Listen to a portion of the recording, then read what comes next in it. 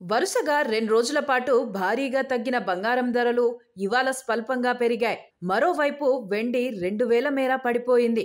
ఈ సందర్భంగా నవంబర్ 18న దేశీయ, అంతర్జాతీయ బులియన్ మార్కెట్లలో బంగారం, వెండి ధరలు ఎలా ఉన్నాయో ఇప్పుడు చూద్దాం. అంతర్జాతీయ బులియన్ మార్కెట్లో పసిడి ధరలు భారీగానే తగ్గాయి. స్పాట్ గోల్డ్ రేటు ఔన్సుకు ఇవాళ $47 మేర పడిపోయింది. దీంతో ఔన్స్ బంగారం $4034 స్థాయి వద్ద ట్రేడ్ అవుతోంది. ఇక స్పాట్ సిల్వర్ 1.31% పడిపోయి $49.96 వద్ద అమ్ముడవుతోంది.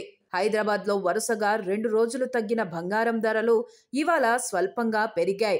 24 క్యారెట్ల ప్యూర్ గోల్డ్ తులానికి 320 పెరగడంతో 10 గ్రాములు 1,25,400కు ఎగబాకింది.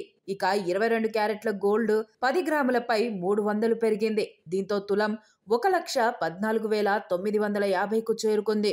అటు హైదరాబాద్ మార్కెట్లో బంగారం ధర పెరిగినప్పటికీ వెండి మాత్రం ఊరట కల్పించింది.